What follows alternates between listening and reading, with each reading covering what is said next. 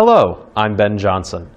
This week at C of O was Veterans Week, and the college took time to recognize people who have served our country. Veterans Week is geared towards remembrance of the sacrifice of so many men and women who served, and those who died in the line of duty. Veterans Grove, located at the entrance to the college, was the site of a tree dedication. The college also held a Veterans Day service at the center of campus, raising the flag in remembrance, in keeping with the theme of the week. Rory Michael Baum. Bax Bernard Herman. There was a reading of names of the casualties of war from Missouri at the Vietnam Veterans Memorial in Patriots Park. John Porter is a Vietnam veteran who was instrumental in helping create the Vietnam Veterans Memorial on campus. The veterans, they done a lot of sacrificing for this country. They go off to war, they leave their families behind. Unfortunately, some of us didn't come back. And I like to see that their families are looked after as best we can. I think it's really important that we remember the people who have fought for the freedoms that we experience every day, and make sure that we don't take them for granted. And when we don't take time to pause and remember those who have fought for those freedoms, it would be too easy to forget how hard those freedoms were earned. Colonel Juanita Chang, the Army's Director of Community Relations and Public Outreach, attended the services.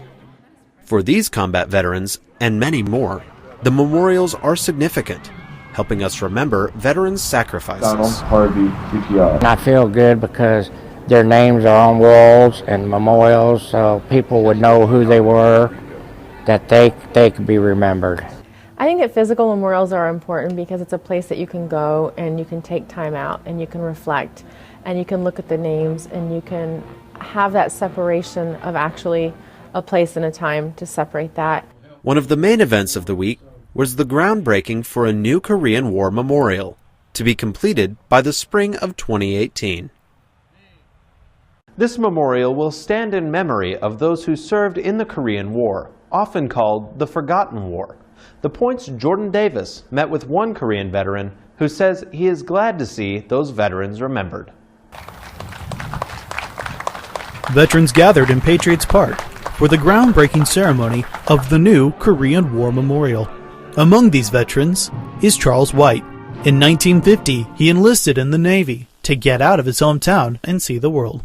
And 6 days later, America entered the Korean War. At Battle Station, my position was trainer on a 40 millimeter gun, and our job was to go along the beach, especially at night when the Koreans would bring down trains on the beach, and we were to shoot those. One time we were in so close that we were getting small arm fire, hitting the tub, and the first loader standing behind me got a rifle fire in his shoulder, and if it had been about 12 inches lower, it had got me right here. So I was lucky there.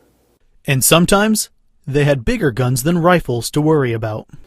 One night we was shooting at this train. Well, they had some tanks on that, and they started shooting back at us. It got kind of scary, and I was sitting there and I was thinking, I begged my mother to sign the papers for me to go in, and I was thinking, Mother, what did you sign them papers for? But despite the danger, he still looks back on his time in the Navy with no regrets. I enjoyed it. I really did. I was 17 years old when I first went in, and coming from East Texas in a cotton patch, here I was seeing the world, and I was having a good time, to tell you the truth. And after his tour of duty, Radioman White, along with many others who served, returned to a home that seemed to have forgotten their service. They didn't have parades for us from Korea either. Nobody bought me a beer or a Coke or anything. So it was just go to work, and that was it. It was kind of just hurt for a while there that we didn't get the recognition. But now he's starting to see a change.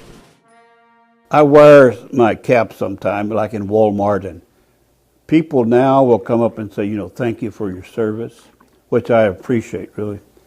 And as for the Korean War Memorial, he says, I appreciate the effort of the college and whoever's putting this forward. I appreciate that very much.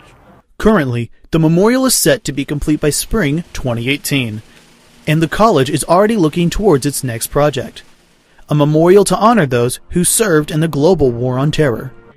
I'm Jordan Davis, reporting from The Point.